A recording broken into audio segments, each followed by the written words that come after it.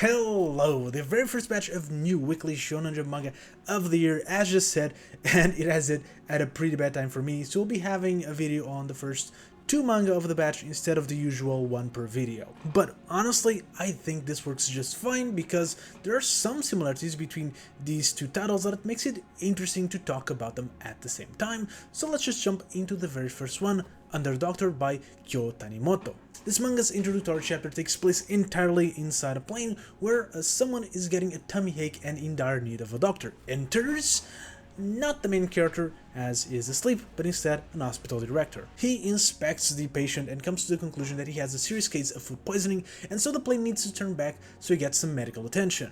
Now enters our main character, Haiji Kino, who also claims to be a doctor. He reaches the same conclusions as the previous doctor, but is able to help the sick man by hitting specific points in his body that, while not curing him, allow him to withstand the pain so that he can take proper medical care at their destination and not having the plane turn back. Kino then explains that he possesses the ability to see the person's vital and weak points, which allows him to be able to make some proper diagnosis as well as help patients better. The other doctor gets so amazed about this, and then he gets shot.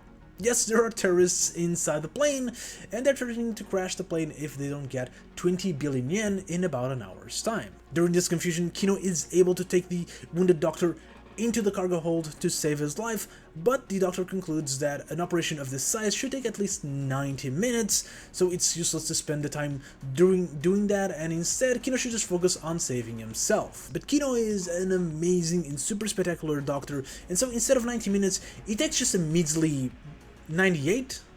Okay, let's pause here, because while it's a small detail, I think it's definitely one of the most interesting things I took from this very first chapter. There's this effort to make Kino somewhat human. I think it would have been really easy to, one, make the first doctor like a total fool, misdiagnoses everything, and Kino this ultra amazing cure-all doctor, but that's not really the case. The doctor does the best a normal doctor could possibly do in his situation, and by the time that Kino appears, he comes to the same conclusions as the doctor did. The only difference is that he's able to stabilize the patient, but not even necessarily cure him. In the second scenario, it would also be really easy to make Kino do a 90-minute procedure in like 9 minutes or something, to make him unreasonably fast and talented, but he takes 58.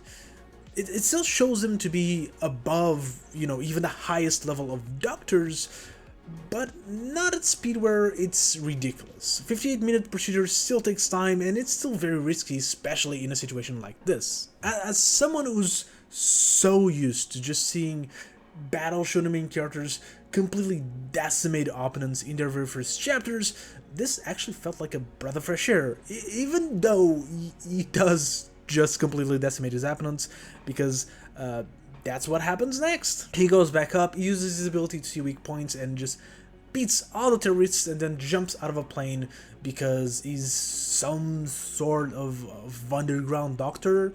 And then the chapter ends.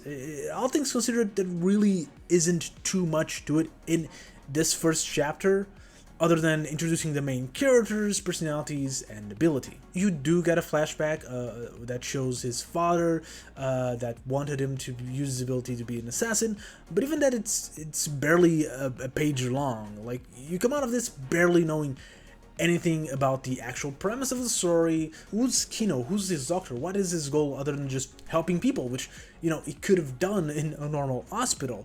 You're not introduced to any side character that seems to be going to be like relevant later on, and the manga doesn't really introduce you to any villain, association, goal, idea.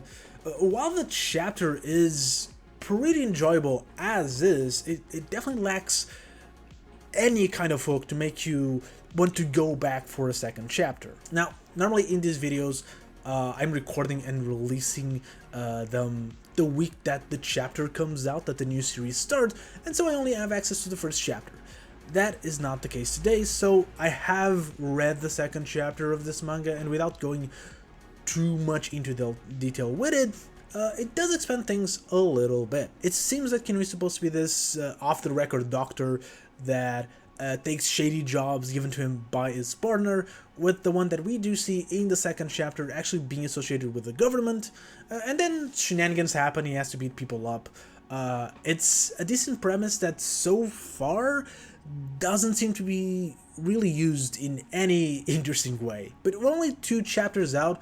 Things can obviously change. With that said, I think the most important thing that the second chapter shows us is highlighting a problem that you could already tell from the very first chapter. The fights are just boring. So far, it's just been him fingering people in the neck.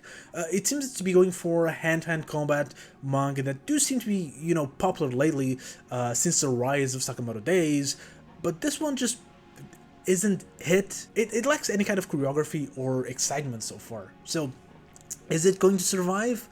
I'm not sure. I do think we've been having a lot of manga in this style, and while the first chapter sounded interesting, the things that the second chapter introduced aren't especially so. I do really enjoy the art style, however, especially the character design of the main character, which I think is what caught a lot of people's attention. And I do think like the Doctor main character is an interesting and unique thing, but I think most people are expecting like medical shenanigans to be used as part of the fights, and so far that has not really happened. We just have the standard eating the vital points battle, which I think has been done on every single battle shonen ever at least once. And then we have Kino being a doctor, just being like, hey, you have a broken arm, bam, I cured your broken arm. I think we need to actually like join these 2 elements if you want to deliver on an actually unique story.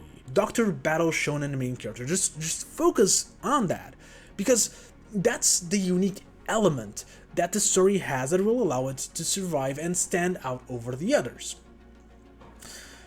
Anyways, let's then move on to the second manga of this batch, is that being Kinato's Magic by Kento Amemiya, a fantasy battle shonen about a magical doctor. Motherfucker. Really? Really? You're going to put these 2 back to back? Okay, fine, whatever. Let's just talk about it. Let's just get into it. Kinato's Magic follows Kinato, who happens to be one of the very special people in this world that can control magic. Now, while a lot of people have your traditional fire, water, or what have you magic, Kinato is special in a very underwhelming way, as he possesses Seitai magic. If you don't know what Seitai is, it's fine. I also had to Google it, but it seems to be kind of like basically, centuries old traditional Chinese like chiropractic medical techniques. And I'm also going to pronounce chiropractic very badly throughout this video, probably. It's a hard word to say.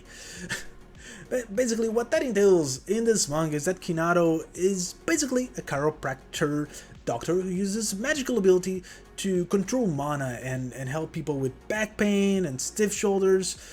Somehow the least impressive of all the doctors we've talked about today, even though he's the one that has magic. Although we will learn that his magic is far more versatile than just that throughout this chapter. In this manga's world, there are adventurers, basically groups of mages that go around and do quests. You know the ones. You've played the video games, you've read the fairy tales. And of course, Kinato's dream is to be part of a guild of adventurers, but he knows that the limitations of his own magic. That is, until one day, a pretty desperate group of adventurers arrive in the town. They explain that there's a dragon lurking around and they are tasked to defeat, and they're looking for any help available. Even someone who powers just like Kinato can be useful, and so, while reluctant at first, he does accept their invitation to this mission. However, this is all a ruse. The adventurers are actually a band of hunters who are trying to catch mages to sell them as slaves. He's then thrown in a cage with whom I'm going to assume is going to be the protagonist of this manga, Jing, or Jen, I'm going to call him Jing, the captain of an adventure guild called the Iron Fangs. And I gotta say, I do really like this character throughout this chapter. I think he's the highlight easily, and he really meshes well with the main character. They instantly start behaving like they share a single brain cell, and they're really just fun to watch from here on out. Anyways, they are caught by weird magic ropes that Kinato is able to magic his way off.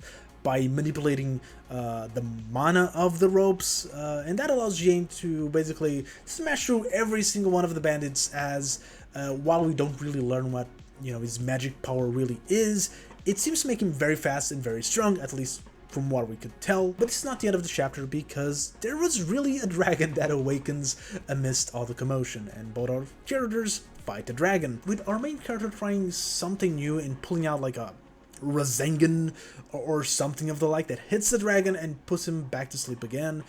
And due to basically defeating a dragon by himself, Jin offers Kinato a place in the guild, which he accepts, and then both of them end on what I thought was a pretty funny moment. The childhood friend that does briefly appear at the beginning of the chapter also joins the guild as a receptionist, and they all leave town. They all leave the town.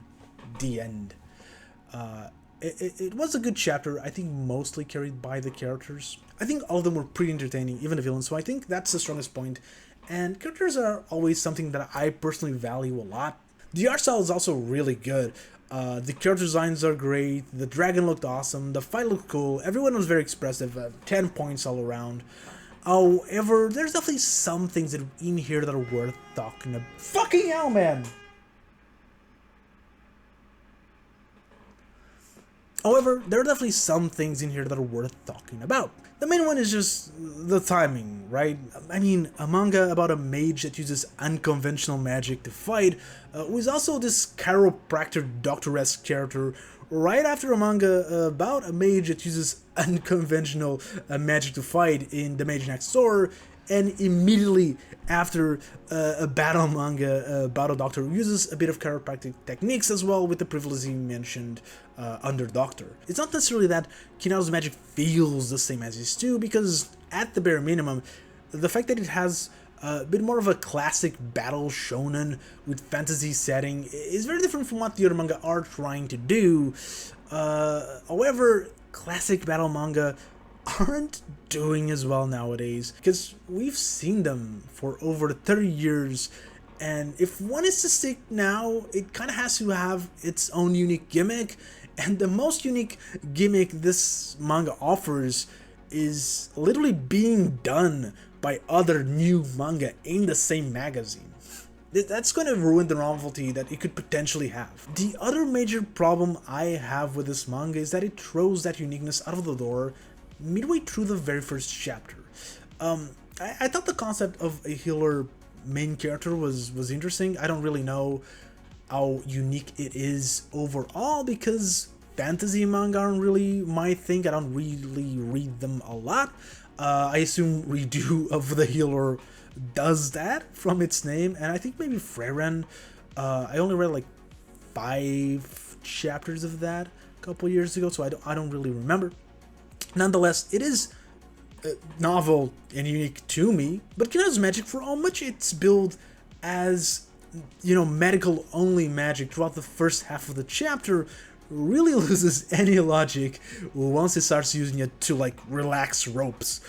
Now, I understand that one can be argued that it still fits, but a magic ball that flies, I don't think it can.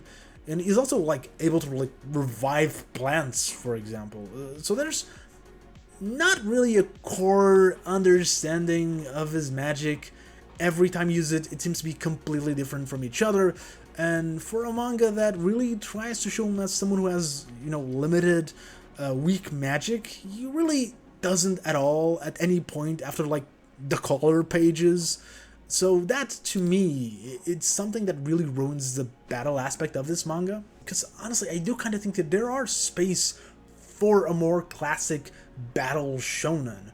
The problem is that a lot of them feel either stuck to an era, or just plain unoriginal. However, I like this one so far. There's definitely some fairy tale / Black Clover feel to it, but I think there's some space to succeed, as long as you can actually take time to set up a proper power system, and that the guild and the cast of it is fun. And at least on this last aspect, I am somewhat confident that the author can pull it off, at least from what we've seen so far in this first chapter.